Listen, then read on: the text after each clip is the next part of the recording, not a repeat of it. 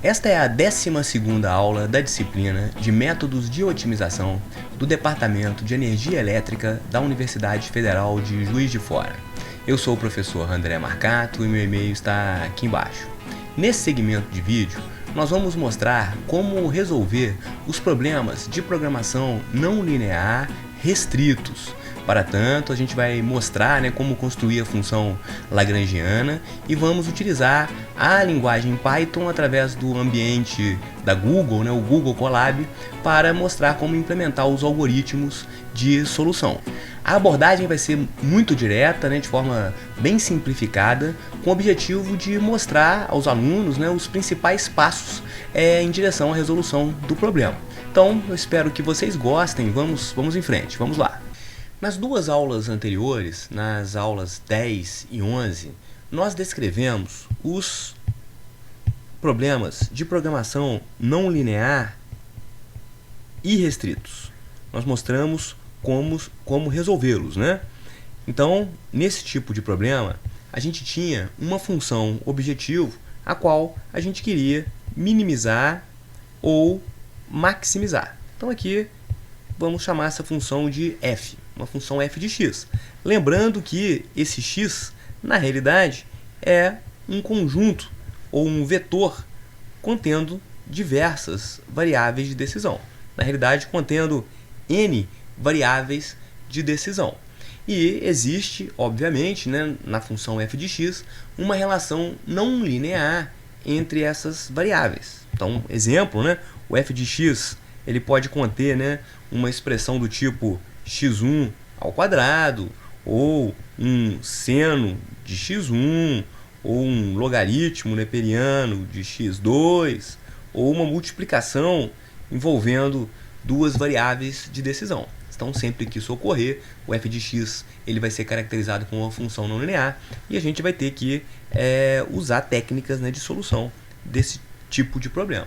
Então, nós apresentamos um método de Newton. Então, qual que foi a abordagem? A gente calculava o gradiente dessa função, então a derivada dessa função em relação a cada uma das variáveis de decisão, igualava então essas derivadas parciais a zero e usava o método de Newton para resolver um sistema de equações não lineares.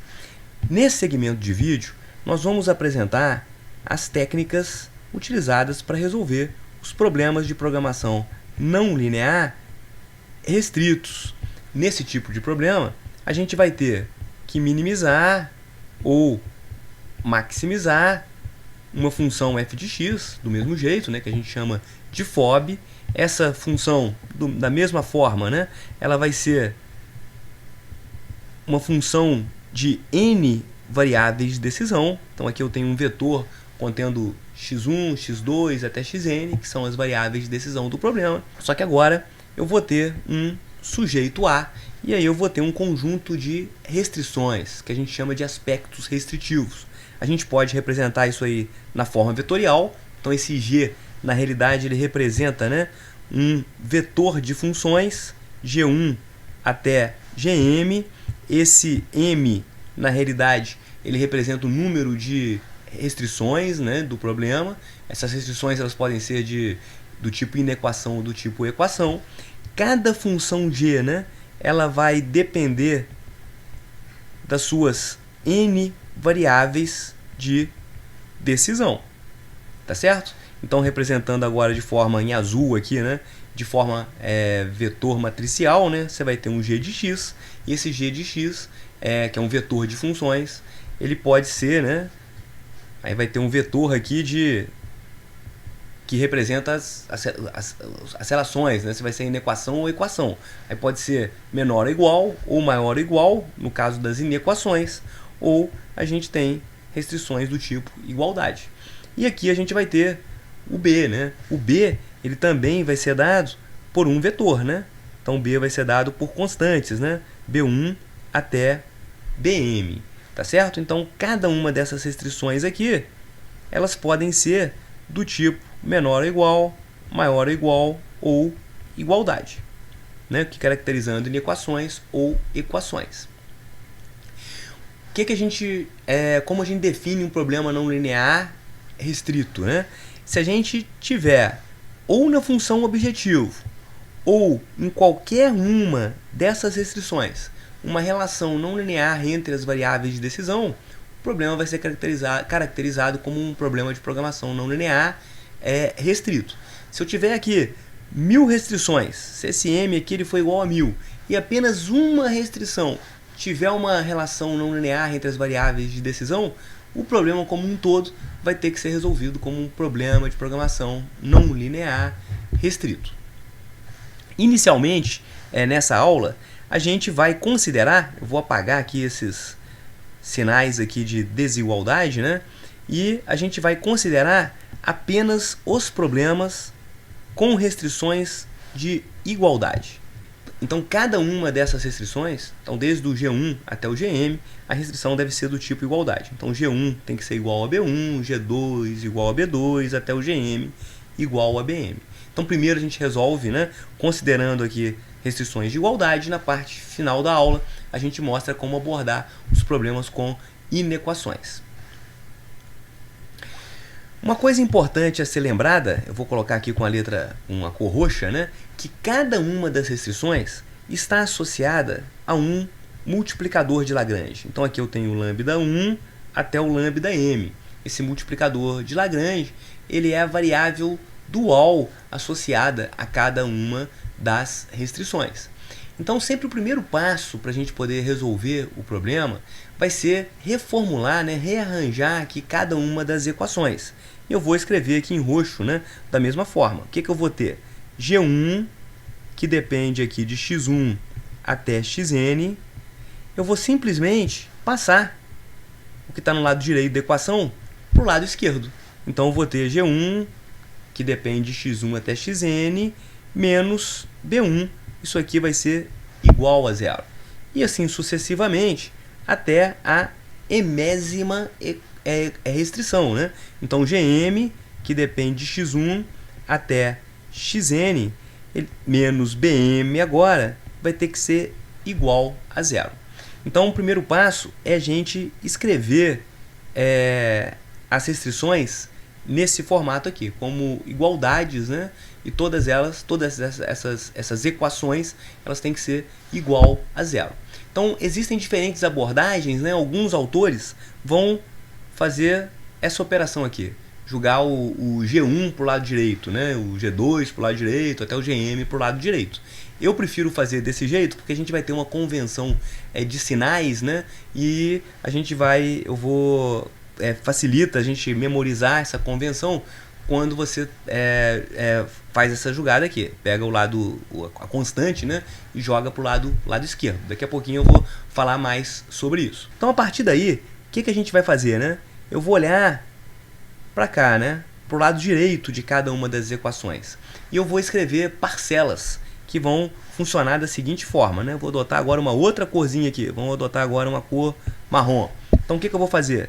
Eu vou escrever aqui lambda 1 que multiplica G1 de x1 até xn menos B1. E assim por diante, eu vou fazer isso até a última equação. Então eu vou ter lambda m que multiplica Gm de x1 até xn, né? Multiplica não, né? O Gm depende de x1 até xn, né? Menos Bm. Então observem que eu construí aqui parcelas, né? Para cada uma das restrições, para cada uma das minhas restrições de igualdade. E a gente sabe que o que está entre colchetes aqui em cada uma dessas parcelas deve ser igual a zero, né? Por causa dessas equações que a gente escreveu aqui em cima. Mas por que isso aqui é importante? Porque através dessas expressões a gente vai conseguir escrever o que a gente chama de função lagrangiana, né? A função lagrangiana vai ser assim. E aí eu vou usar uma outra cor, vamos usar a cor rosa aqui agora, né? Eu vou ter o lagrangiano, que depende de quem? De x e lambda, lembrando que o x é um vetor com as variáveis de decisão do problema. Então o x ele vai de x1 até xn, e o lambda é um vetor com os multiplicadores de Lagrange, ou as variáveis duais do problema. que vai de lambda 1 até lambda m. Esse m é o número de restrições que compõem, né, os meus aspectos restritivos. Isso aqui vai ser igual ao f de x, que é a função objetivo que eu quero maximizar ou minimizar, menos, e aqui eu vou colocar um somatório. Esse somatório aqui ele vai de i igual a 1 até m. E aqui eu vou colocar o lambda i, que multiplica o gi de x1 até xn menos o bi. Então, essa expressão aqui, que eu vou destacar, representa, ou a gente chama de função lagrangiana. Então, uma vez descrita a função lagrangiana, a gente vai tratar esse problema aqui, em rosa, como se fosse um problema não linear irrestrito. Então, a gente volta ao exatamente o que a gente apresentou na aula passada, na aula número 11. Então, agora eu tenho uma função que depende aqui de x, que são as minhas variáveis de decisão, e dos meus lambdas, que são os multiplicadores de Lagrange. Então a gente não vai descrever, né, exatamente todas as provas e todos os teoremas que estão envolvidos aqui na função lagrangiana e por que a gente faz isso, mas a partir do lagrangiano a gente vai adotar as mesmas técnicas, né, da programação não linear e restrita, e a gente vai chegar na solução do problema. A gente vai mostrar isso nos próximos slides. Então, quais seriam os passos, né? Eu vou ter que calcular o gradiente do lagrangiano, né? Então, vou ter que derivar o lagrangiano em relação a cada uma das minhas variáveis de decisão e igualar a zero. Então, o lagrangiano derrom, né, em relação ao x2 até a derivada parcial do lagrangiano em relação a xn igual a zero. E vou fazer a mesma coisa agora com os lambdas, né? Então, vou ter a derivada parcial do lagrangiano em relação a lambda 1 igual a zero, até a derivada parcial do lagrangiano em relação a lambda m igual a zero. Então, aqui eu vou ter um sistema de equações normalmente não linear.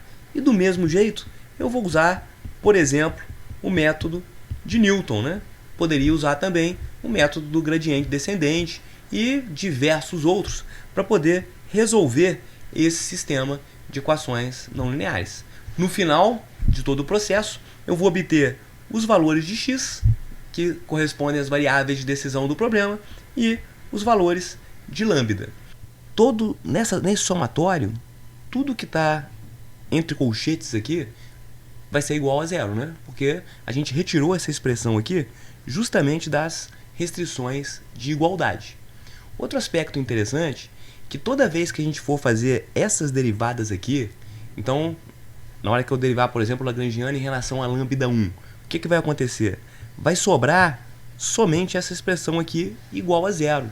Então, na realidade, todas essas expressões aqui do gradiente, elas vão representar justamente as restrições de igualdade.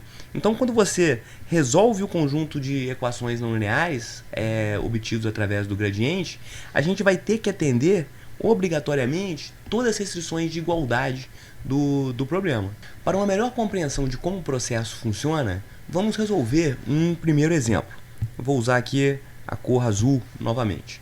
Então vamos lá. Então a gente vai ter exemplo 1. Encontrar o ponto ótimo da expressão abaixo. Aqui eu vou colocar uma função de f de x, y. E essa função vai ser igual a menos x ao quadrado, menos y ao quadrado, mais x vezes y, mais 6 vezes x, mais 2y. Então essa que vai ser a minha função objetivo, a minha FOB, só que observe que eu não estou especificando se eu quero maximizar ou minimizar o problema. Isso já indica, né, que a gente vai ter que começar a fazer uma análise de convexidade dessa função. Na realidade, sempre que a gente se deparar com um problema de programação não linear, é muito importante a gente se preocupar com a análise de convexidade. sujeito a, eu vou ter apenas uma restrição e essa restrição vai ser linear. 2x mais 2y igual a 12. Então aqui esse é o meu problema de otimização a ser resolvido. Primeiro passo, né? Vamos observar a convexidade da função objetivo. A gente faz isso analisando a ensiana dessa função, né? Então eu vou ter que calcular a derivada, as expressões, né, das derivadas parciais de segunda ordem, né? Então eu vou ter que derivar primeiro f de x em relação a x, e depois em relação a y, e depois eu derivo novamente cada uma dessas duas expressões em relação às duas variáveis de decisão. Rapidamente a gente consegue fazer isso aí, né? Então a derivada de f em relação a x e a derivada de f em relação a y. Muito bem, né? Então, olhando aqui, né? O que nós temos? A derivada de menos x ao quadrado em relação a x, menos 2x. A derivada de y ao quadrado em relação a x é zero.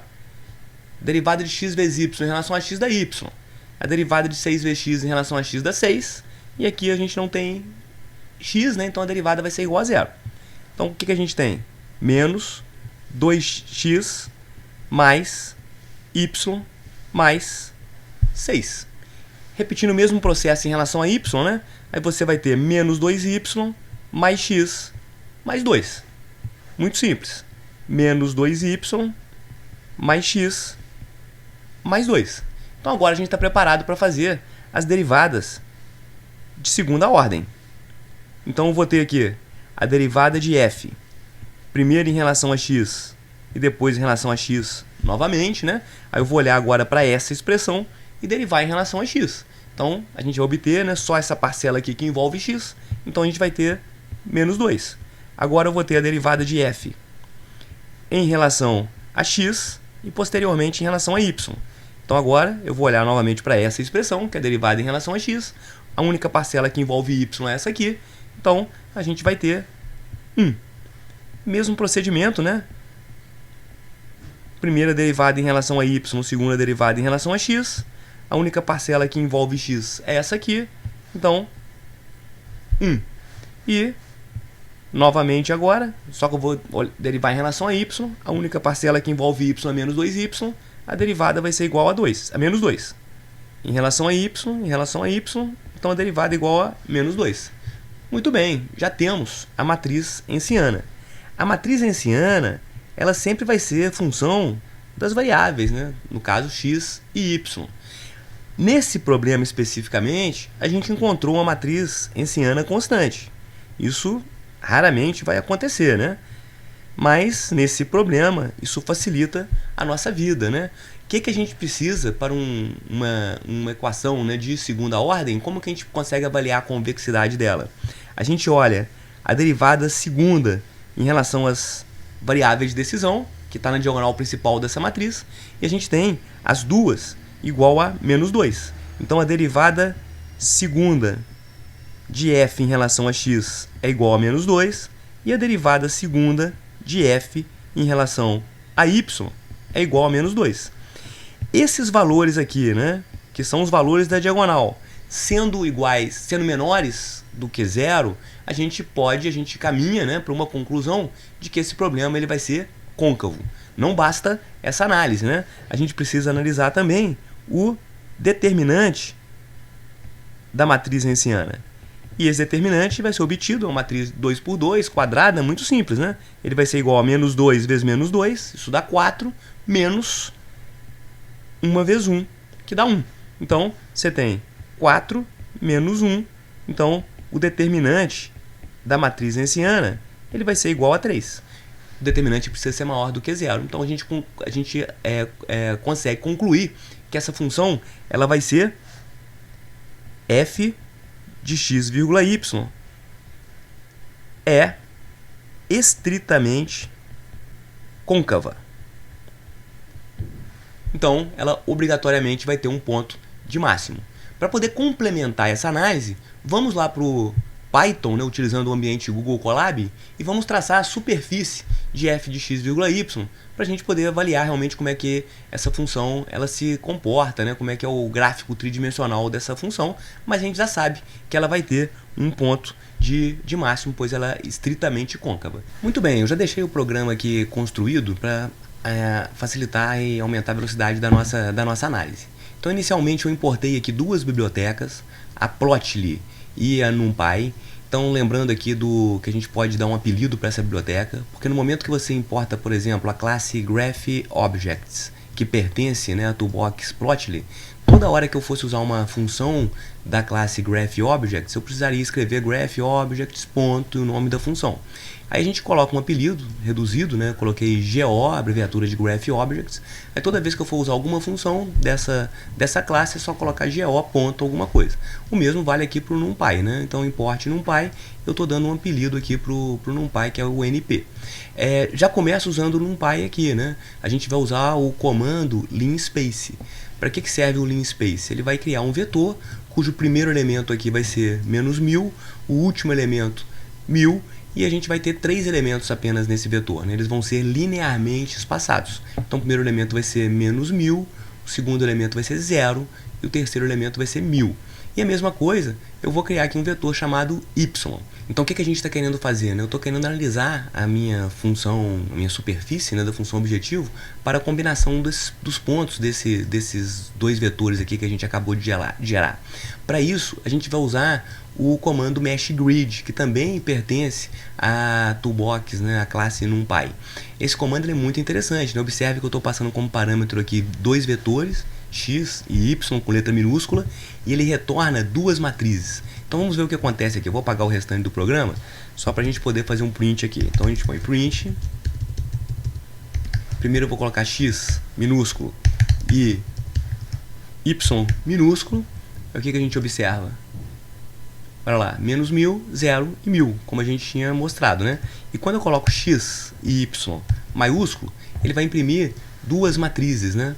Então olha bem, eu tenho aqui -1000 na matriz x e -1000 aqui na primeira posição da matriz y.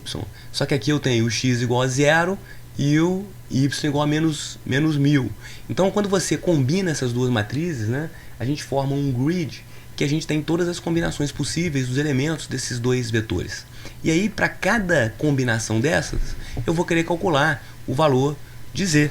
Então a gente faz isso nessa linha aqui, né? Z igual a menos x ao quadrado, menos y ao quadrado, e assim por diante, né? Essa aqui é a nossa função objetivo, tá certo? Aí esse fig é um objeto que a gente acabou de criar, e eu vou usar o meu GraphObjects, né, que a gente mostrou, e vou usar o comando figure. Ele vai criar uma figura e vai armazenar essa figura nesse objeto fig. Esse nome fig aqui eu poderia ter escolhido qualquer outro, né? E como é que vai ser essa figura, né? Vai ser ela vai ser construída através também do GraphObjects, uma superfície. A gente tem o comando surface e a gente especifica aqui o z, que a gente acabou de calcular, a matriz x e a matriz y. Deixa eu apagar esse trechinho aqui para depois a gente analisar. E aí você usa o comando fig.show. Olha bem. E a gente vai ter então a nossa superfície, né? Então a gente consegue, deixa eu tentar aumentar aqui, dar um zoom aqui, ó. Olha bem, então a gente tem para todas as combinações, né? Então aqui a gente tem o nosso grid aqui embaixo, por exemplo, -1000, 1000, vai dar o pontinho que está aqui no vértice aqui dos planos, né? Então aqui você tem o ponto 00, o ponto... ponto 00 está aqui, né? E aí você tem todas as combinações possíveis. E aí, com esses pontos, ele vai fazer uma triangulação para montar a superfície, né? Então a gente já consegue visualizar aqui, mesmo com poucas discretizações, que trata-se aqui de uma superfície convexa. Se a gente olhar, né, e tentar aumentar o número de pontos, então eu vou passar aqui para 200 pontos, olha o que vai acontecer. A gente vai ter uma noção agora da superfície com um comportamento bem não linear, né, como a gente esperava. Olha lá, então está aqui a nossa superfície. Claramente a gente vê que ela é côncava, né, e ela vai ter um ponto de máximo. Importante observar que a gente está olhando aqui apenas para a FOB, né? A gente vai ter que considerar também as restrições, né? Aí, para tanto, olha o que eu construí aqui, né? A nossa restrição é desse formato aqui, 2x mais 2y igual a 12. Se eu dividir ambos os lados dessa restrição por 2, a gente vai ter aqui x mais y igual a 12. Então, olha o que eu fiz aqui, né? Eu peguei o meu vetor x que a gente tinha criado lá, olha o x minúsculo aí, né? Então vai ser esse vetor aqui com 200 elementos agora, de menos 1000 a 1000, e eu apliquei justamente nessa função, né? Então, o val y vai ser, né? Eu só passei... Opa, isso aqui seria 6, né? Na hora que eu dividi os dois lados por 2, né? Então, o val y, ele vai ser 6 menos o x. E, então, com o val x e o val y, a gente calcula aqui o valor de z. Eu apliquei novamente, né, exatamente a expressão da minha função. Qual que é a diferença, né? Eu estou pegando, né, esses pares de pontos aqui, val x e val y, e aplicando na função objetivo, na função, né, da minha FOB. Então, eu vou ter, né, um rastro, né, por onde esses pontos passam em cima da função objetivo. Então, na realidade, essa equação aqui ela vai ser a equação de um plano. Esse plano ele corta aquela minha superfície, né? E eu vou conseguir construir exatamente aonde que esse plano está cortando a superfície. Para isso eu vou usar esse comando aqui, add scatter. Por quê? Eu já tenho uma figura traçada, que ela está com a superfície, e eu vou adicionar agora o scatter. O scatter, na realidade, eu vou plotar os pontos, né, que eu acabei de calcular aqui. Então eu tenho aqui o x, o y e o z. Observe que é o add scatter 3D. Então eu vou plotar essa linha 3D, né? Observe que eu tinha que ter colocado o Goal Surface aqui antes do add scatter. Tá lá, né? A gente consegue ver agora, olha bem, a nossa superfície que a gente tinha traçado antes, e agora em vermelho a gente consegue ver aonde que esse plano, né, ele corta a superfície. Então, na realidade, a gente vai estar buscando um ponto que maximize a minha FOB, né, mas tem que estar obrigatoriamente em cima dessa linha aqui em vermelho que a gente acabou de traçar. Então, obviamente, esse ponto aqui ele vai estar bem aqui no topo aqui dessa linha em vermelho que está cortando a minha função objetivo, né? Então, claramente a gente vê que nesse problema aqui a gente vai encontrar um ponto de máximo. Analisada a convexidade, e agora já está bem claro, né, como que a função se comporta, a gente pode passar para a construção do Lagrangiano. Para facilitar aqui, eu vou reescrever a minha FOB. Agora eu sei que é uma função de maximização, menos x ao quadrado, menos y ao quadrado, mais xy, mais 6x, mais y, sujeito a 2x mais 2y igual a 12. Vou destacar aqui o meu multiplicador de Lagrange e agora vou escrever a parcela que vai entrar no Lagrangiano, né? Para isso, o primeiro passo é passar essa constante 12 para o lado esquerdo, né? Então eu vou escrever aqui, né, 2x mais 2y menos 12 igual a 0. Novamente eu destaco aqui o meu lambda. E aqui eu vou escrever a parcela que vai entrar lá no Lagrangiano, né? Ela vai ser igual a lambda que multiplica 2x mais 2y menos 12. Para cada restrição, a gente vai construir uma parcela desse tipo, né? Eu não coloquei nenhum índice aqui no lambda, porque a gente tem uma restrição só, né? Senão eu utilizaria lambda 1, lambda 2 e assim por diante. Como nesse caso aqui a gente tem só uma restrição, vamos deixar apenas lambda. E agora sim, a gente consegue fazer o Lagrangiano, né? Como que ele vai se comportar? O Lagrangiano ele vai depender das variáveis de decisão do problema, x, y, e do lambda. Então, vou repetir aqui a expressão da minha f de x, né, vírgula y. Então, vou ter aqui menos x ao quadrado menos y ao quadrado mais x vezes y mais 6vx mais y. E vou colocar menos y, menos lambda, né, que multiplica 2x mais 2y menos 12. Então, observe, né, que aqui eu tenho a minha FOB e essa expressão aqui, né, ela gerou essa parcela adicional que vai entrar no Lagrangiano, né? Observe que quando eu estiver no ponto de ótimo, então quando todas as restrições estiverem atendidas, isso aqui vai para zero, né? Então essa parcela aqui, ela vai sumir. Isso aconteceria com todas as outras, né, referente às demais restrições de igualdade, se elas houvessem, né? Aí ia restar exclusivamente aqui a FOB. Isso, obviamente, né, no ponto em que a gente é o ponto de ótimo, né, o ponto de resolução do Lagrangiano. Então, o que a gente deve fazer agora? Eu preciso derivar o Lagrangiano para cada uma das variáveis de decisão, né? Então a gente está construindo, na realidade, um vetor que a gente chama de gradiente. Então, o lagrangiano derivado em relação a x, né? Então aqui vai ter menos 2x mais y mais 6. E aparece aqui, né, 2 lambda x. Na hora que eu derivo em relação a x, fica 2 lambda. Então tá lá, né? Menos 2x mais y mais 6 mais 2. Ou melhor, né? Menos 2 lambda. Agora eu derivo o lagrangiano em relação a y. Vai acontecer a mesma coisa, né? Então vai ficar menos 2y mais x mais... Opa, eu tinha esquecido aqui de um 2 aqui, né? Mais 2. E aqui vai ficar menos lambda vezes 2y. Então a derivada vai ficar menos 2 lambda. Então aqui, menos 2y mais x mais 2 menos 2 lambda. E assim por diante, né? Então agora eu vou ter a derivada do lagrangiano em relação a lambda. Então, nessa expressão aqui não aparece lambda. Então vai ser igual a zero a derivada, né? E aqui eu vou ter menos lambda que multiplica tudo que está entre parênteses onde não aparece lambda, né? Então a derivada disso em relação a lambda vai ser o quê? Menos 2x menos 2y mais 12. E a gente precisa que o gradiente seja igual a zero. Então eu vou ter que igualar todos esses elementos aqui a zero. Então o que a gente observa, né?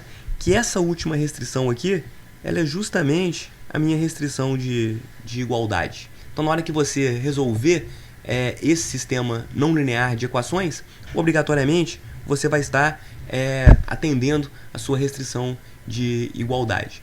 Como que a gente pode fazer para resolver esse sistema? Especificamente nesse exemplo, obviamente isso não acontece sempre, né? Na realidade raramente isso vai acontecer, a gente tem um sistema de equações lineares, né?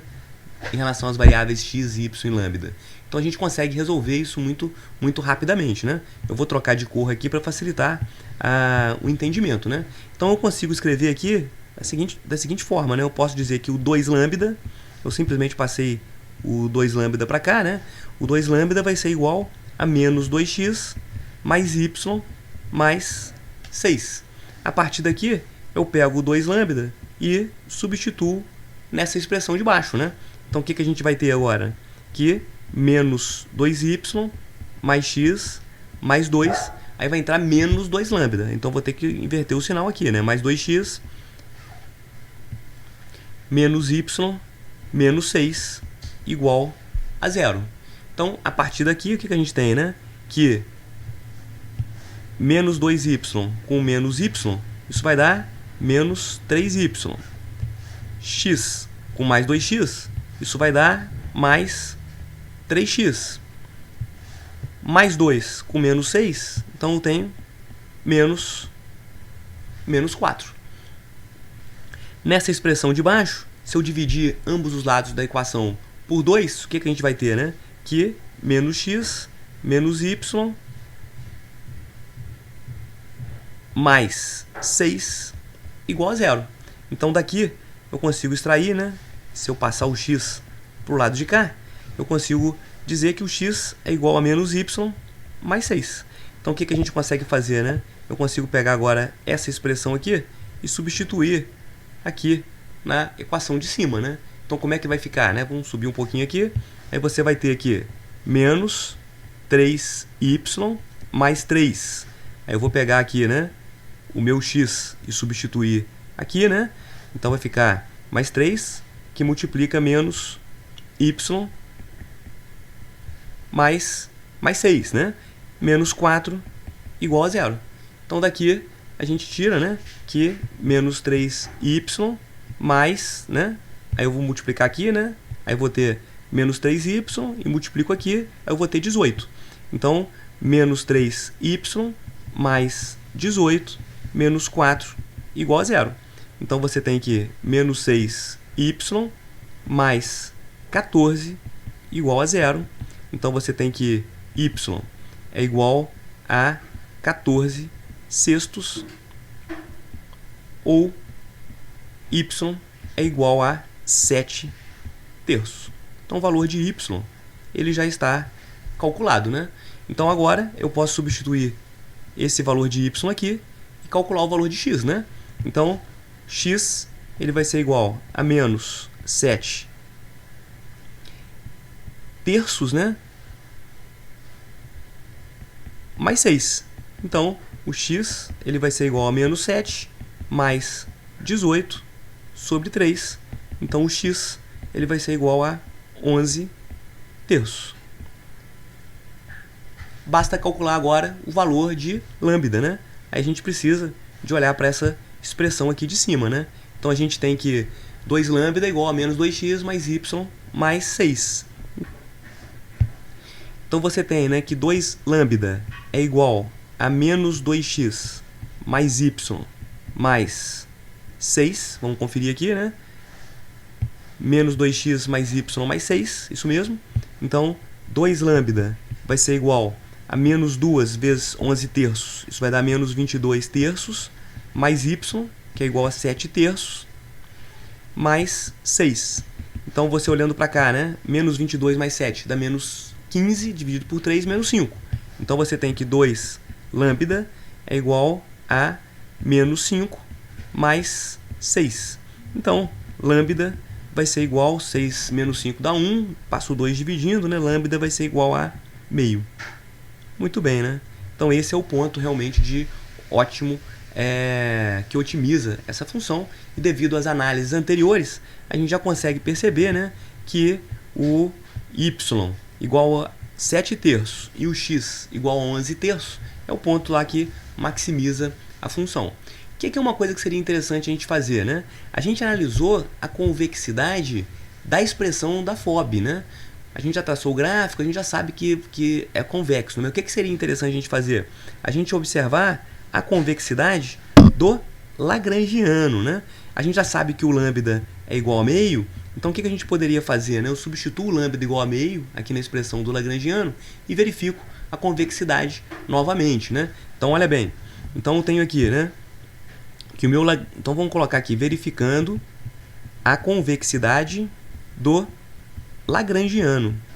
Então, você sabe que o lagrangiano de x, vírgula y, não vou colocar mais o lambda, que eu vou considerar que o lambda vai ser uma constante, ele é igual a menos x ao quadrado, menos y ao quadrado, mais x vezes y, mais 6x, mais 2y. Agora eu sei que o lambda ele é igual a meio, né? Então vou até trocar de cor aqui para deixar bem destacado isso aí, né? O lambda é igual a meio.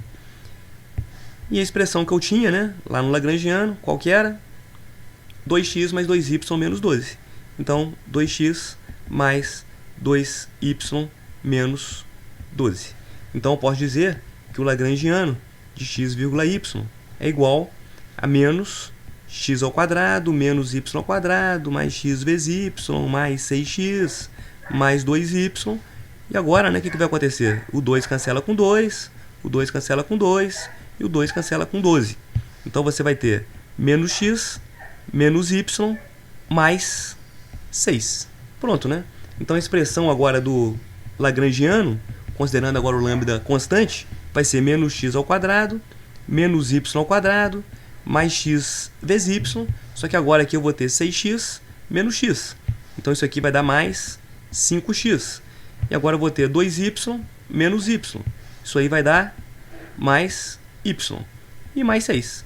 Então, novamente, a gente precisa calcular a Ensiana, né? Então, preciso calcular aqui a derivada do lagrangiano em relação a x e a derivada do lagrangiano em relação a y. Então, o que a gente tem, né? Menos 2x mais x mais 5. E agora... Opa, aqui está errado, né? Mais y mais 5, né? E agora eu vou ter menos 2y mais x mais 1. E aí a gente vem e calcula as derivadas segundas, né? Igual a gente fez anteriormente. A derivada do lagrangiano em relação a x, depois a x de novo. Isso aqui vai dar igual a menos 2. A derivada do lagrangiano em relação a x e depois em relação a y, a gente vai ter 1. E a derivada do lagrangiano em relação a y, e depois em relação a x. Aí isso aqui vai dar 1, e a derivada do lagrangiano em relação a x, a y, né? E depois em relação a y de novo. Aí isso aqui vai dar igual a menos 2. Então a gente observa aqui novamente, né, a nossa ensiana em relação a x, y, a gente vai ter a mesma matriz, né? Menos 2, 1, 1 e menos 2. Então o que a gente observa, né? Que, novamente, né, os elementos da diagonal principal eles são menores do que zero, indicando uma função côncava, e o determinante, né, ele vai ser igual a 4 menos 1, vai dar 3 do mesmo jeito, determinante positivo.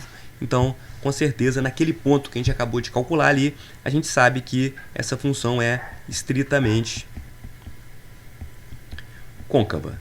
Então, com certeza, a solução do problema, né, a solução, ela vai ser igual a, resgatando aqui, né, o x igual a 11 terços, x igual a 11 terços, o y 7 terços e o lambda, multiplicador de Lagrange, ele vai ser igual a meio. Excelente. Apesar da gente ter resolvido o problema resolvendo um sistema de equação linear, a gente poderia ter aplicado o método de Newton, né? Eu vou reaproveitar o programa que a gente desenvolveu na aula anterior, só para a gente poder resolver esse lagrangiano, né, que a gente acabou de montar, né? Então a gente vai definir as variáveis de decisão simbólicas, exatamente igual a gente fez no último segmento de vídeo. Então x, y e lambda. Então o lagrangiano ele depende dessas três variáveis. Defino aqui meu conjunto de variáveis de decisão, né, todo ele simbólico, né, igual a gente fez antes, né? E aqui agora eu vou construir o lagrangiano através de etapas, né? Primeiro eu vou definir a minha FOB. Então, menos x ao quadrado, menos y ao quadrado, mais xy, mais 6x, mais 2y, igual a gente tinha feito antes. Aqui a gente tem a primeira restrição, que vai ser igual a menos lambda, que multiplica 2x mais 2y menos 12. E agora, como que vai ser minha matriz, minha função lagrangiana, né? Vai ser igual a FOB, que a gente acabou de definir anteriormente, e a restrição 1. Aí eu calculo o jacobiano, que vai ser a derivada, né, da FOB em relação a cada uma das variáveis de decisão. Defino o lado B, né, que vai ser, todo ele tem que ser igual a zero, né, porque a gente deseja, né, o gradiente, a gente tem que, deseja que todos os elementos do gradiente sejam iguais a zero. Calculo o vetor ΔY, igual a gente fez antes. A partir daqui não muda exatamente nada em relação ao programa que a gente desenvolveu na aula anterior, né? Então, quando a gente resolve, a gente obtém lá, né? Então, x igual a 3,66, isso aqui é igual a 11 terços, né? O y igual a 2,33, isso é igual a 7 terços, e o lambda igual a 0,5, né? E aqui a gente aproveitou para imprimir também o valor da FOB. Então a gente tem aqui, né, facilmente a gente consegue verificar que o nosso problema ele funciona usando, né, o método de Newton também. Obviamente, né, como o gradiente, né, ele foi obtido como um sistema de equações lineares, a gente vai ter apenas uma iteração. Então o número de iterações nesse caso aqui ele foi igual a 1. Aqui no ambiente Google Colab, no Python, a gente pode mostrar a interpretação do multiplicador de Lagrange, do lambda, né? Então a gente tem sempre que lembrar que o lambda é uma sensibilidade em relação à restrição a qual ele está associada. Então o lambda está associado à restrição 2x mais 2y igual a 12. Então o que ele está nos mostrando? Que se eu mexer no lado direito da equação, se eu mexer então nos recursos, né, no vetor de recursos, se eu, por exemplo, aumentar o vetor de recursos de 12, se eu elevar esse valor, né, por exemplo, uma unidade, ele está me indicando o que vai acontecer com a FOB. A única diferença do lambda que a gente está encontrando aqui no problema de programação não linear para o lambda que a gente encontra nos problemas de programação linear é a seguinte, né? Esse lambda aqui dos problemas de programação não linear, ele vai funcionar muito bem para pequenas variações. Então, quanto mais não linear for o problema, o lambda ele só vai funcionar para variações pequenininhas, pequenas, né, no vetor de recurso. Então, vamos fazer um exemplo aqui, né? Então, vou aumentar de 12, eu vou passar, por exemplo, aqui para 12,1. Então eu fiz uma pequena variação no lado direito da minha restrição. Então vamos ver o que vai acontecer, né? A gente está vendo aqui que a FOB foi igual a 16,33. E eu aumentei, né, em 0,1 o meu recurso. Vamos ver para quanto que vai a minha FOB, né? De 16,33 para onde que ela vai? Olha bem, ela passou para 16,382. Então vamos fazer essa conta aqui, né? Print 16,382 menos 16,333. Vamos ver quanto que vai ser essa diferença? Olha lá, 0,049. Então, se você pegar esse 0,1 que a gente aumentou, né, no vetor de recurso e multiplicar pelo lambda, que é 0,5, a gente encontra exatamente essa variação aqui que a gente observou na FOB. Só que quanto menor for essa variação, melhor funciona o lambda, né? É sempre bom a gente observar isso. Se eu aumentasse aqui para 13, por exemplo, olha o que vai acontecer. Então, a gente passou a FOB para 16,777. Vamos copiar esse valor para cá. Eu aumentei em uma unidade, né, o meu vetor de recurso. Olha quanto que aumentou na FOB. Não aumentou 0,5.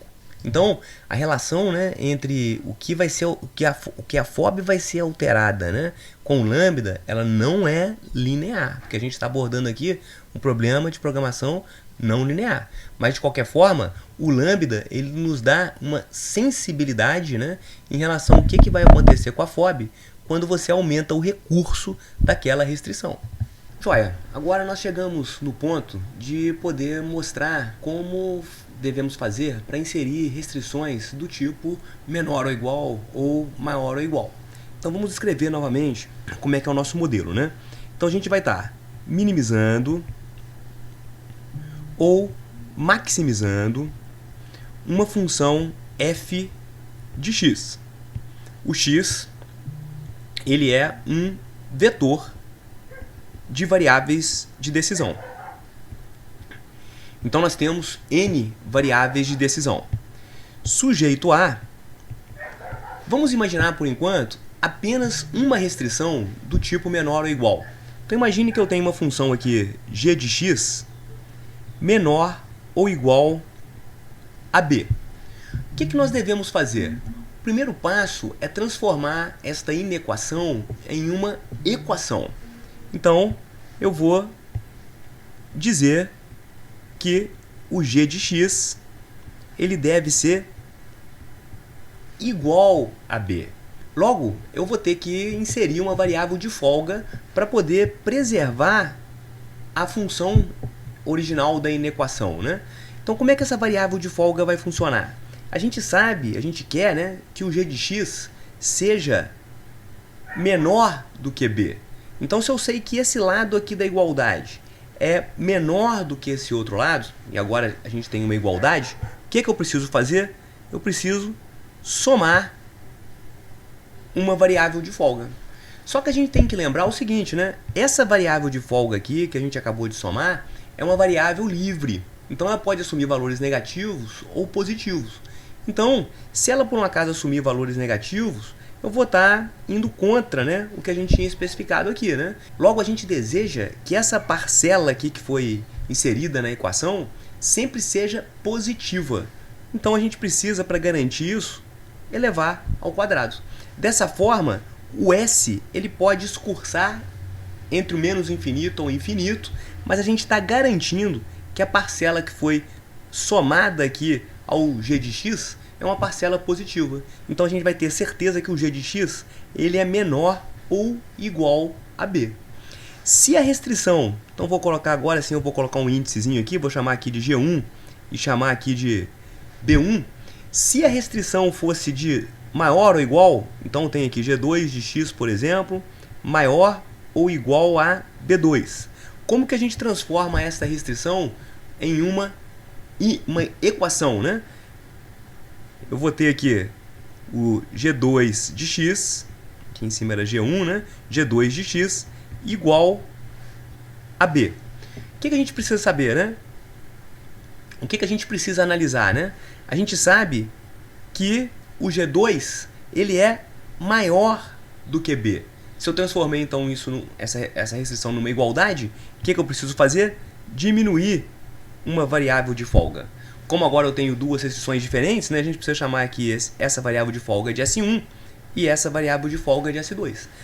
Novamente, é importante que essa variável esteja elevada ao quadrado, né, porque eu vou estar tendo a certeza de que eu estou subtraindo uma parcela aqui de G2 de x. Aí eu tenho a certeza que o G2 de x ele é maior do que B. Tá certo? A gente vai fazer isso com quantas forem, né, as inequações. Né? Sempre que for uma inequação do tipo maior ou igual, a gente subtrai uma variável de folga ao quadrado.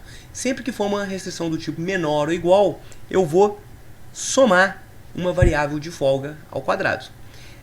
Novamente, né, a gente precisa lembrar que associado a cada uma das restrições, né, a gente tem um multiplicador de Lagrange. Então vou deixar aqui o lambda 1 e o lambda 2.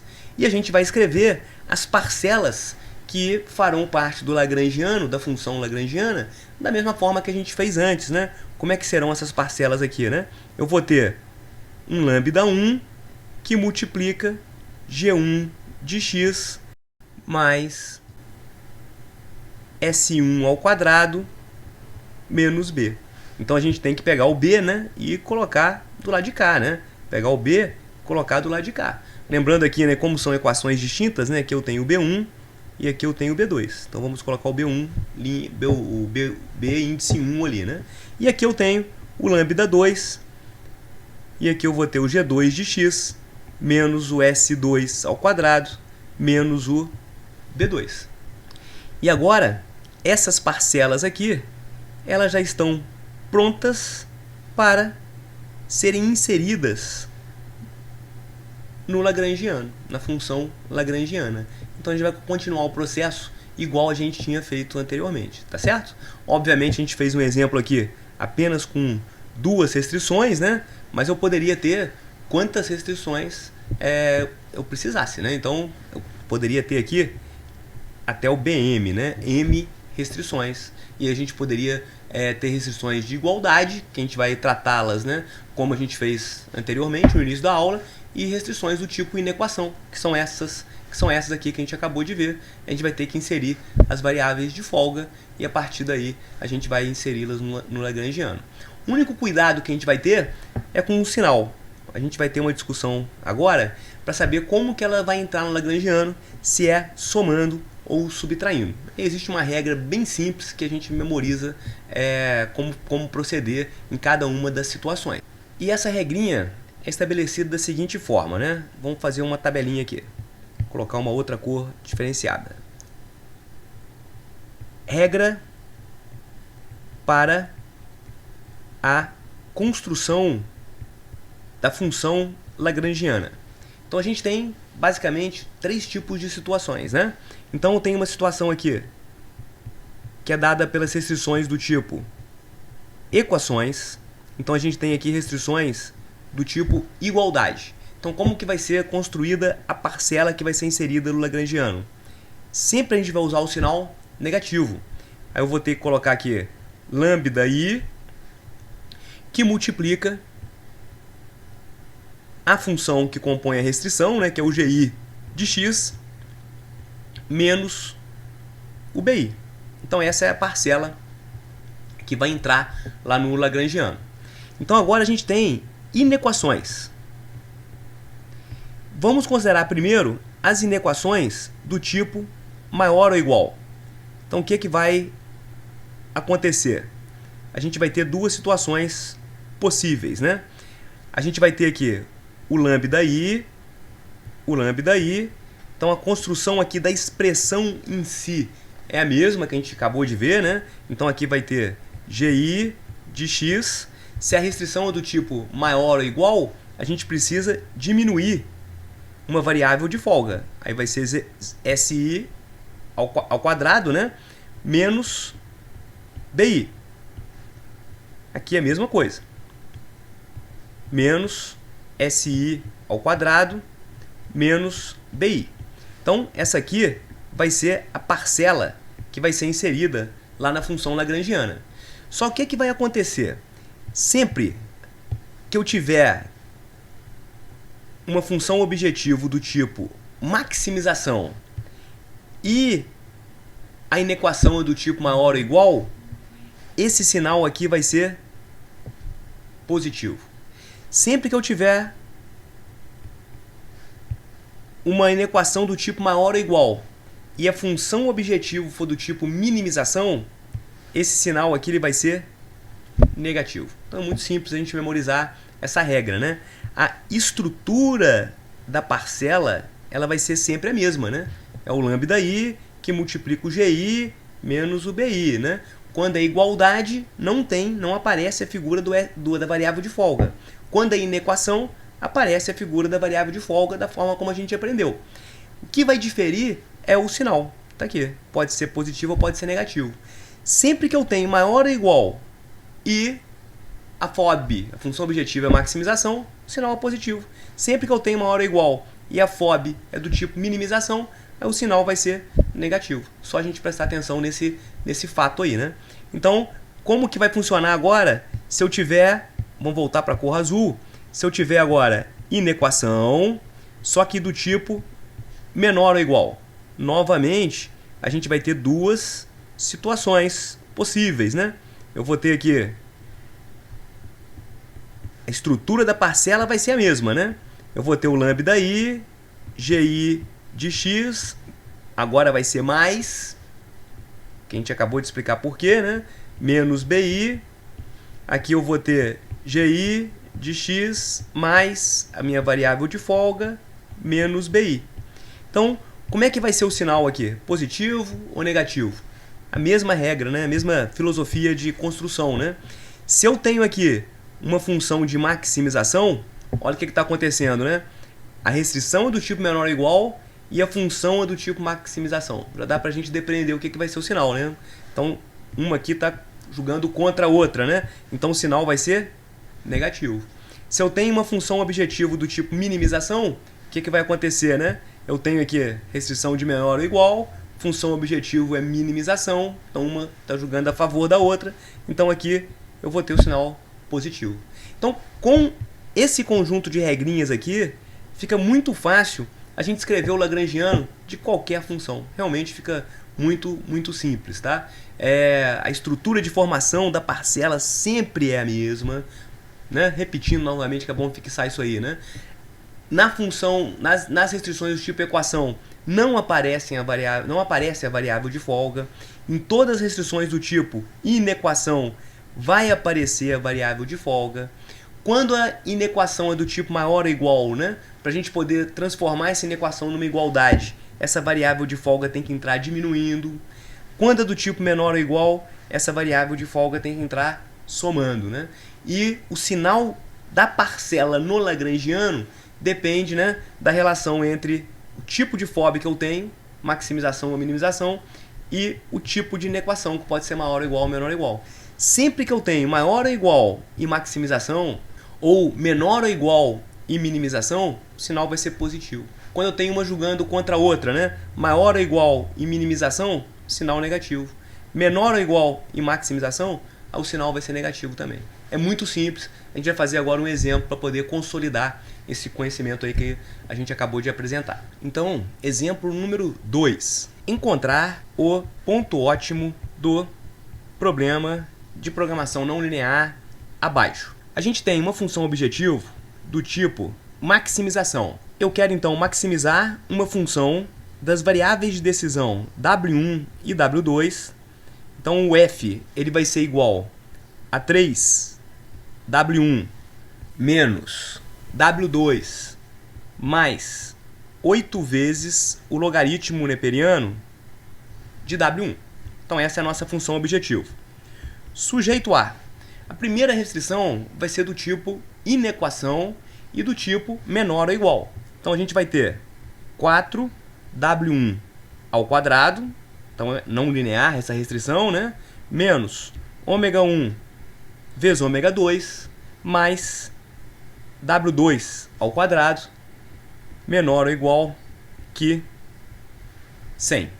E a outra restrição vai ser uma restrição linear. Então você vai ter W1 mais W2 igual a 4. E há uma restrição também de igualdade. E eu tenho uma restrição de não negatividade das variáveis de decisão. Então esse aqui é o meu conjunto de restrições.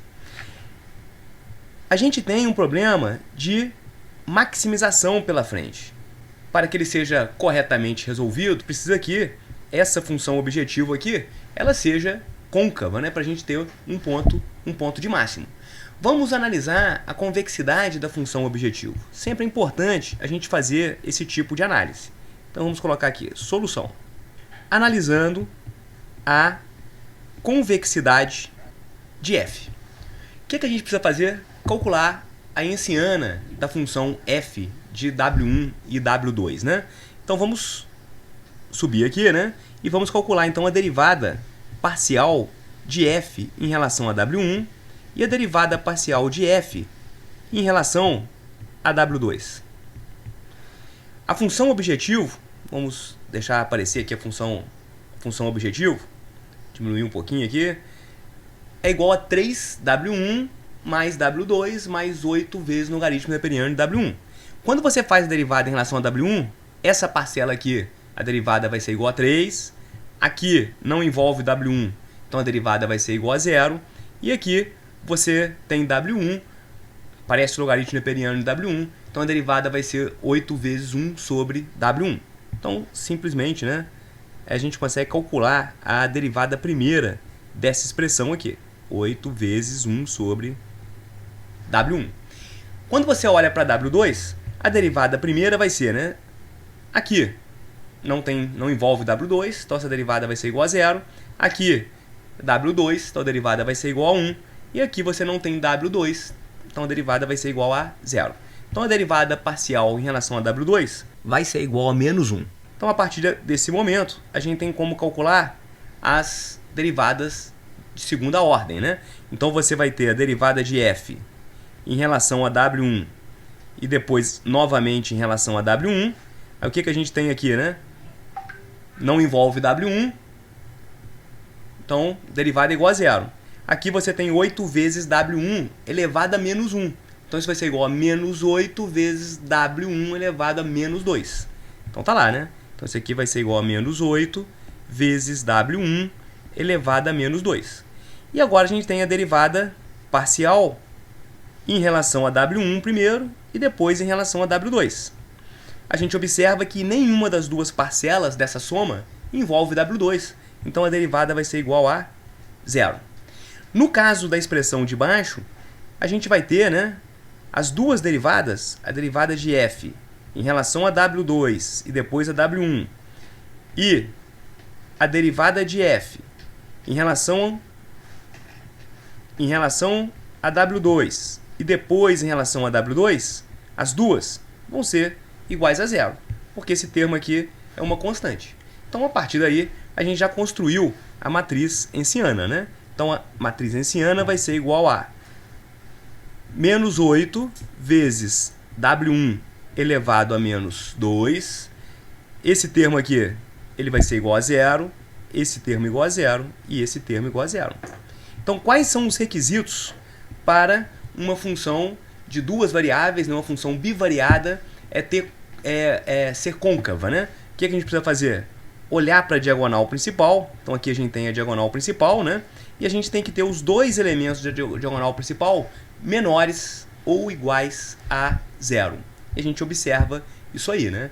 Então, a gente tem, né, que a derivada parcial de f segunda, né, em relação a W1 é igual a menos ômega 1 elevado a menos 2. O que a gente observa, né? A gente sabe que o ômega 1 ele vai ser o tempo todo maior que 0. Mas nem precisaria, né? Porque como ele está elevado ao quadrado, a gente percebe então que esse valor aqui vai ser o tempo todo positivo, né? E a gente tem o menos 8 multiplicando ele. Então, com certeza, esse valor aqui ele vai ser menor do que 0. O tempo todo, né? Menor do que 0. A segunda derivada, que é a derivada de f, a derivada segunda, né, de f em relação a W2, ela vai ser igual a 0 o tempo todo. O que é menor ou igual a zero. Então, a partir daí, a gente já consegue afirmar, conseguiria, né, a caminhar na direção de afirmar que essa função ela é côncava, não estritamente côncava, né? Que para ser estritamente côncava, eu teria que ter menor ou igual a zero, menor do que zero nas duas expressões, tá certo? Só que falta ainda uma análise, que é o determinante da Hessiana tem que ser maior ou igual a zero. Então o que a gente vai ter, né? Na hora que você calcula aqui a diagonal principal, a gente tem zero. Na hora que você calcula nesse sentido, seria menos, né, a multiplicação desses dois valores aqui, aí você tem zero. Então o determinante ele é igual a zero. Então a gente pode afirmar que essa função aqui, né, que o f de W1 e W2 ele é côncavo. Então a gente pode afirmar que vai existir, né, um ponto de máxima. Vamos agora validar isso lá no Google Colab utilizando a linguagem de programação Python. Eu inseri um bloco de texto apenas com a descrição do nosso problema, né? Obtenha o ponto ótimo da expressão abaixo, uma função de maximização, f de W1, W2, né? Que é a expressão da função objetivo, né? É de maximização, sujeito a, e coloquei as restrições da forma como a gente especificou anteriormente, né? Importei as bibliotecas Plotly e NumPy, a gente já tinha feito isso antes, né? E agora a gente tem uma diferença em relação ao pequeno programa que a gente fez anteriormente, porque agora eu tenho uma característica, né? Tanto o W1 quanto o W2, eles devem ser maiores ou iguais a zero. Aí eu inicializei o linspace começando de 0, indo até 5 e com 200 pontos no meio do caminho. Na realidade eu não comecei exatamente no 0, porque na função objetivo a gente tem um logaritmo neperiano de W1. Isso ia me causar problema, então eu comecei do número bem próximo de 0.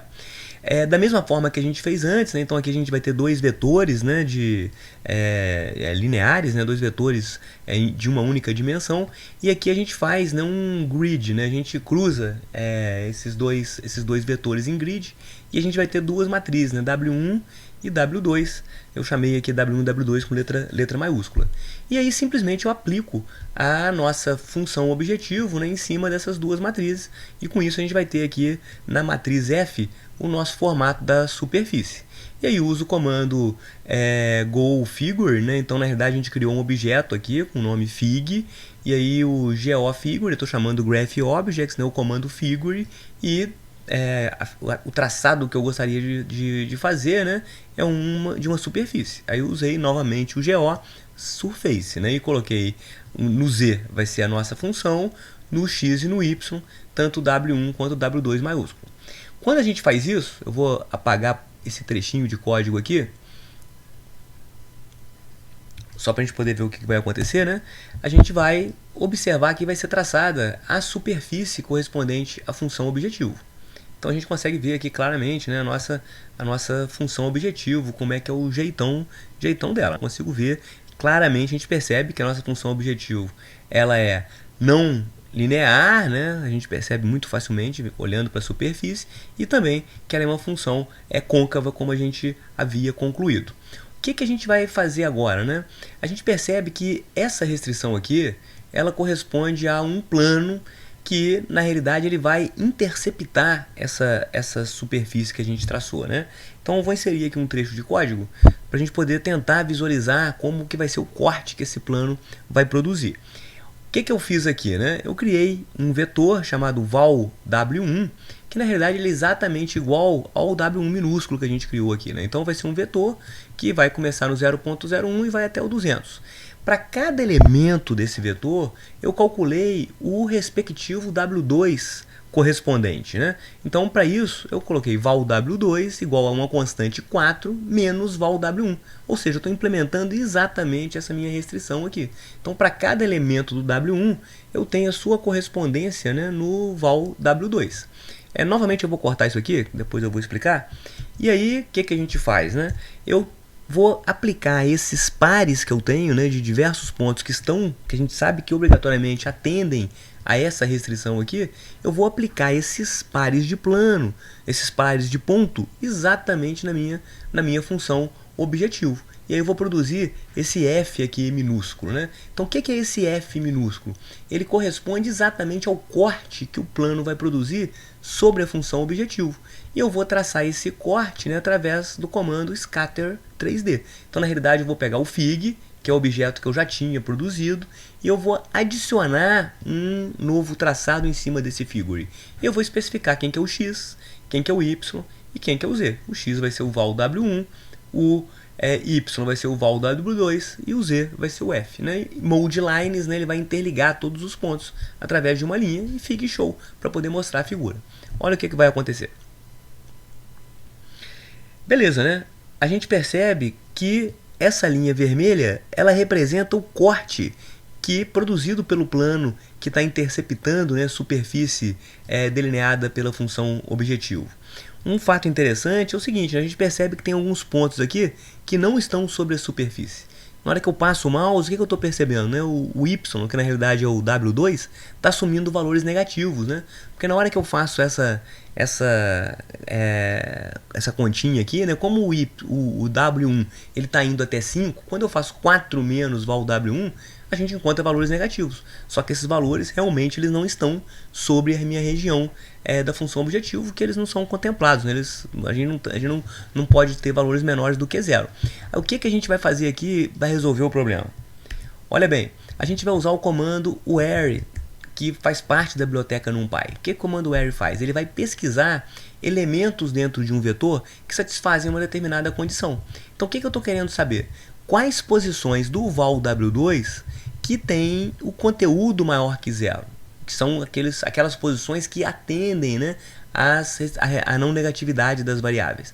Então eu vou ter nesse índice aqui um vetor contendo as posições do val w2 que atendem a essa restrição. O que eu faço? Eu vou fazer, né, vou fazer um filtro aqui. Né? Eu vou dizer que o val w1 ele vai passar a ser o próprio val w1, só que somente naqueles índices que atenderam a restrição imposta pela linha de cima, né, no comando where. E eu faço a mesma coisa com o val w2. Então, na realidade, é como se eu estivesse dando um corte no val w1 em relação àqueles pares de pontos que não me interessam. Né? Então, olha o que vai acontecer agora. Olha lá, então agora a gente não está vendo essa linha mais, né, ultrapassando aqui o limite da minha superfície. Né? E a gente consegue ver com perfeição o corte que é produzido. Se a gente inclusive fizer um zoom aqui, né, a gente consegue, seguindo aqui a linha vermelha, a gente consegue inclusive perceber, né, que na medida que eu vou caminhando na linha vermelha nessa direção, olha o que está acontecendo. O meu z, que é a função objetivo, né, ele está aumentando, né, 14, 15, 16, e eu chego lá no limite, né, olha bem, com o valor 3.97, esse vai ser o W1, e 0.01, que é o W2. Então a gente percebe que o ponto ótimo, né, ele vai estar nessa região aqui. O problema é que eu preciso analisar a outra restrição também que não foi contemplada aqui. Né? Eu tenho que ver se esse ponto, que eu acho que é o ótimo, ele atende essa restrição aqui. Eu vou deixar por conta de vocês tentar traçar a superfície que é delimitada por essa restrição aqui. Aí vocês vão ver por que esse problema é relativamente complexo, né? Porque a função objetivo é côncava, mas essa restrição aqui ela é convexa, né? Então isso aí vai trazer um complicador para a convergência do processo, mas a gente vai conseguir resolver esse problema. A gente vai ver daqui a pouquinho. Vamos voltar lá para o nosso caderno, né, para a gente poder agora construir a função lagrangiana. Excelente. Então agora a gente está em condições de calcular a função lagrangiana e a partir daí montar o gradiente para poder iniciar o processo de convergência através do método de Newton. Eu vou, para facilitar a nossa vida aqui, eu vou copiar o enunciado do problema. Tá? Então, o que a gente tem que fazer primeiro, né? Eu vou ter que transformar essa primeira restrição aqui numa restrição de igualdade através do processo que a gente já viu anteriormente, né? Então, 4w1 ao quadrado menos w1, w2 mais w2 ao quadrado igual a 100. A gente quer que essa parte aqui, né, seja menor ou igual a 100. O que eu preciso? Somar uma variável de folga. Como essa variável é livre, ela pode assumir valores negativos. Para eu garantir que essa parcela seja sempre positiva, então eu vou somar um S1 ao quadrado, uma variável de folga ao quadrado. Beleza, né? A partir daí, a gente precisa lembrar que associado a essa restrição, a gente tem um multiplicador de Lagrange. Beleza, né? E eu preciso fazer o quê? Passar o lado direito, né, para o lado esquerdo, para essa igualdade ser igual a zero. Então, só apagar aqui, né? A gente põe menos 100 igual a zero. Beleza. A segunda variável, a segunda restrição é muito simples, né? É só eu colocar W1 mais W2, é só eu passar o 4, né, para o lado esquerdo, igual a zero. Lembrando que aqui a gente tem o multiplicador de Lagrange da segunda equação, que é o lambda 2. Agora, né, a gente tem o W1 maior ou igual a zero, que é a restrição de não negatividade da variável W1. Daqui, a gente transformando numa igualdade, né, você vai ter que W1 ele vai ser igual a zero. O que eu preciso fazer para poder preservar? Né? Eu sei que esse cara aqui é maior do que zero, então para eu poder preservar a inequação, o que a gente faz? Eu vou subtrair uma variável de folga. Já usei o índice 1, né? Então agora eu vou usar o índice 2, S2 ao quadrado. Não posso esquecer de elevar ao quadrado para a gente garantir que essa parcela aqui realmente esteja sendo subtraída, né, de W1. A ideia vai ser a mesma com W2, né? Então eu tenho que W2 é maior ou igual a zero. Então aqui eu vou ter que W2 menos, agora eu vou usar a terceira variável de folga, S3 ao quadrado, igual a zero. Associado a essa restrição aqui, eu tenho o lambda 3, e associado a essa restrição aqui, eu tenho o lambda 4. Excelente, né? Então agora a gente tem como construir todas as parcelas do lagrangiano, né? Então como é que isso vai funcionar, né? Vamos usar a cor vermelha aqui.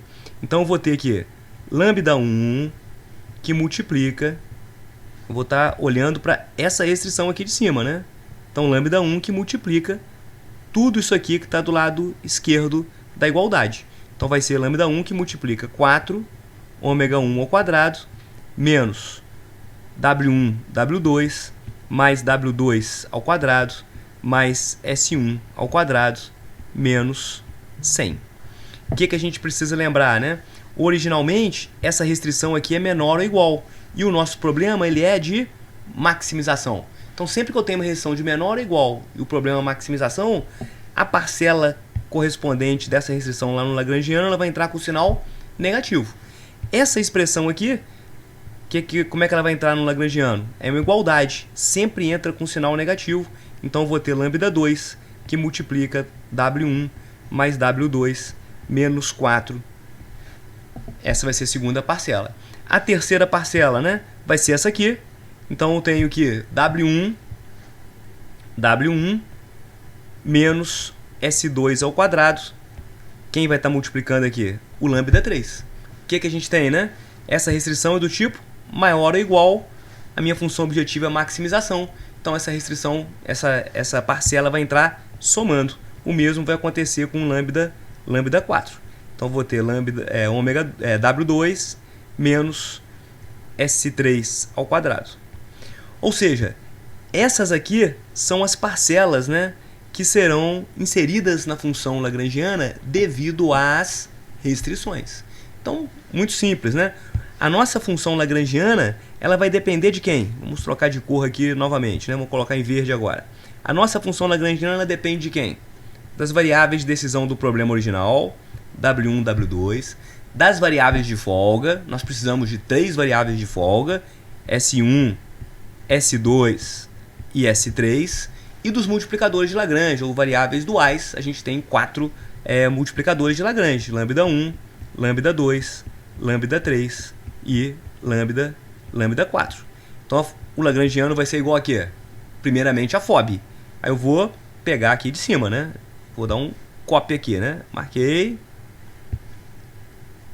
Copiei. Colar. Então tá lá. Então aqui é a parcela da FOB que ficou em marronzinho. E agora eu vou ter que entrar com as minhas restrições. Novamente eu vou dar um copy and paste aqui, né? Copiar. Colar. Então essa expressão aqui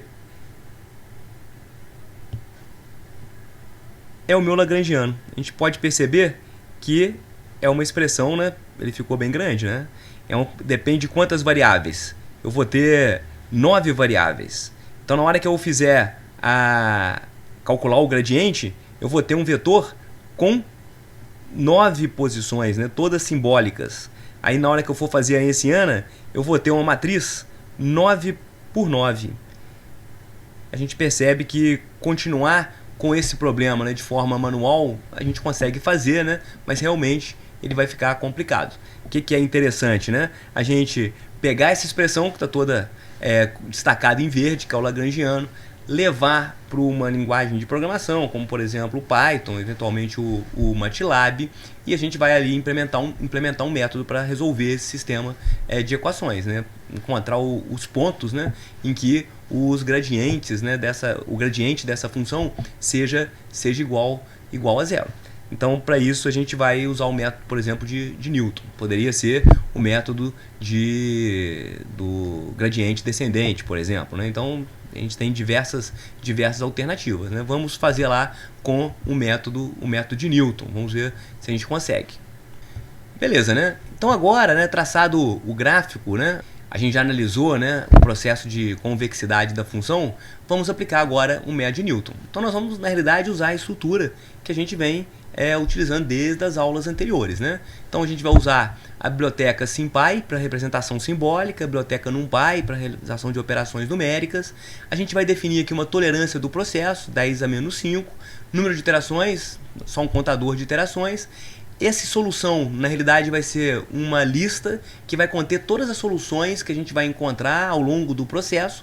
Então, na realidade, essa vai ser uma lista de listas, né? Que uma solução vai ser uma lista com 9 elementos. Aí, na hora que eu encontrar uma outra solução candidata, eu vou ter uma outra lista. Então, na realidade, eu vou incrementando, né? Vou inserindo, né, soluções plausíveis aqui nessa lista. E no final do processo, a gente vai encontrar uma solução que realmente atende o que a gente espera, né? Eu preciso definir uma condição inicial. Então aqui eu coloquei até comentado aqui, quando a gente tenta essa condição inicial aqui, todas as variáveis que compõem o lagrangiano igual a 1, o processo não converge. Então esse realmente é uma característica do método de Newton, né? Dependendo da solução inicial, dependendo do comportamento do lagrangiano, a gente não vai obter a convergência facilmente. A gente percebe que a função objetivo ela é côncava, né? Mas na hora que você agrega a função objetivo com os seus aspectos restritivos, aí você pode não ter uma função tão bem comportada, né? Então, para essa condição inicial aqui, o nosso processo convergiu. Então, dada essa condição inicial, são 9 elementos, né? Então eu escolhi aqui, né, 0.1 e 0.1 para as variáveis de decisão. As variáveis de folga eu iniciei com 10 e os multiplicadores de Lagrange eu inicializei com 1. Então eu já dei um append nessa condição inicial, essa vai ser a primeira que a gente vai começar a trabalhar. Defino as variáveis simbólicas igual a gente fez antes, né? O detalhe é que agora são 9 variáveis, né? Mas o processo é exatamente o mesmo que a gente viu. Defino aqui, né, uma matriz, só que essa matriz ela vai ter na realidade uma única posição, que ela vai conter uma lista com todas as variáveis de decisão do processo, porque eu vou ter que fazer, para calcular o gradiente, para calcular a Hessiana, eu vou ter que derivar a lagrangiana em relação às variáveis de decisão, né? Então aqui eu listo, né, as minhas variáveis simbólicas. W1, W2, S1, S2, S3, lambda 1, lambda 2, lambda 3 e lambda 4. Essa ordem aqui é importante, que na hora que a gente obter a solução, a solução vai estar armazenada nessa ordem. Aqui eu tenho a minha função objetivo, né, exatamente igual a gente mostrou, né? Aqui, deixa eu aumentar só um pouquinho aqui, né, para a gente poder visualizar mais fácil. Aqui eu tenho as minhas restrições, né? Já coloquei as parcelas igualzinho a gente montou lá, né? Então menos aqui, né, na função, na restrição de menor ou igual, menos na restrição de igualdade, mais nas restrições de maior ou igual. E na hora que eu monto o lagrangiano, o que ele vai ser, né? Ele vai ser a FOB, que a gente construiu aqui, e a soma de todas as parcelas correspondentes às restrições. Hash 1, hash 2, hash 3, hash 4. Para calcular o gradiente, né, a gente calcula as primeiras derivadas parciais. Para isso eu vou usar o comando Jacobian, né, da toolbox SymPy. Então é só você colocar L, o L já é a expressão que a gente montou o lagrangiano, e eu vou calcular então o jacobiano em relação às variáveis de decisão que a gente listou aqui em cima. Então na realidade no final esse jacobiano vai ser um vetor contendo as derivadas parciais em relação a cada uma das variáveis do lagrangiano, né? E aqui o lado B, né, porque eu vou querer que o gradiente seja igual a zero, né? Então a gente vai calcular o delta y, que vai ser o B, menos o vetor gradiente, né, avaliado no ponto da solução que a gente está nesse momento, que foi o nosso chute inicial, ou condição inicial. Aqui eu calculo a Hessiana, né? Na realidade eu poderia calcular a Hessiana diretamente do lagrangiano, mas eu optei aqui por um acaso de calcular as novas derivadas parciais em cima do próprio jacobiano. Na realidade é a mesma coisa, né? Então a Hessiana aqui ela vai estar calculada de forma totalmente literal. Então inicio o processo iterativo. Aqui eu simplesmente calculo a Hessiana agora no ponto, né? Então substituo a Hessiana, que era toda simbólica, por os valores das variáveis naquele momento, né? Calculo o vetor ΔX, que eu preciso inverter a Hessiana, multiplicar pelo ΔY, foi o que a gente viu anteriormente, né? E o processo vai ser o mesmo, né? Então no final, na hora que a gente conseguir zerar o ΔY, né, a gente chega na convergência do processo.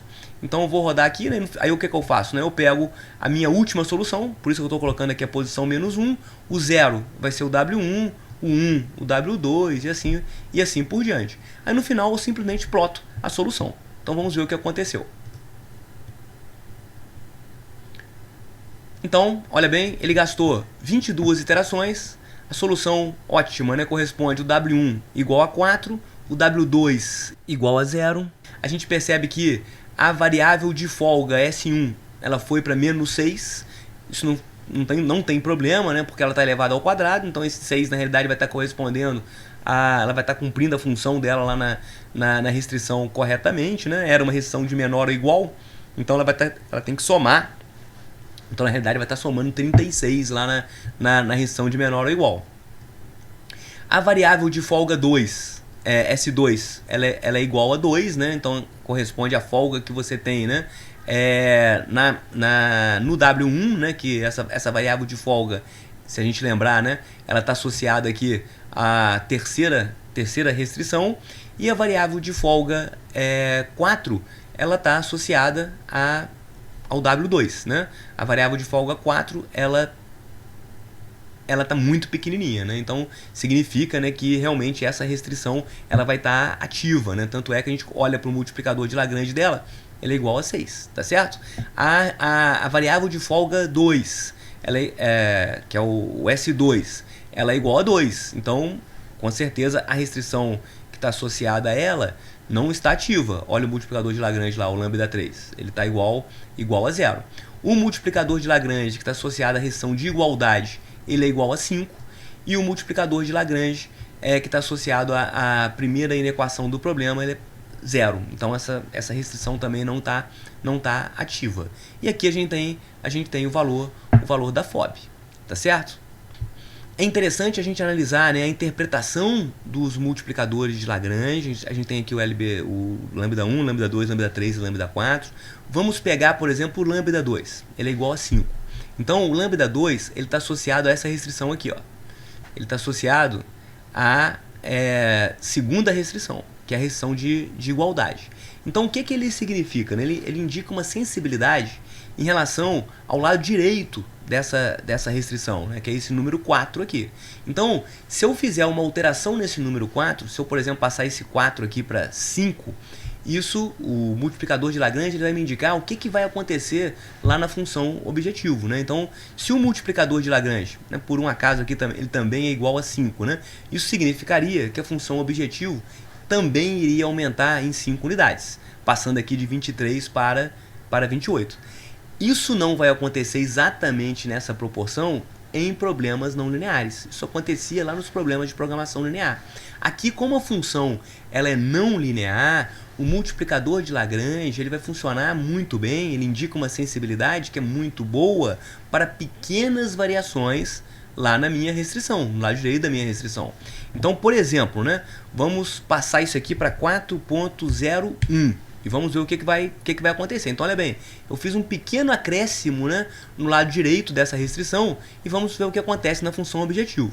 Então, eu vou abrir um outro bloco de código aqui e vou colocar aqui, ó, FOB original igual a... Eu vou copiar esse valor aqui para a gente ter a FOB original.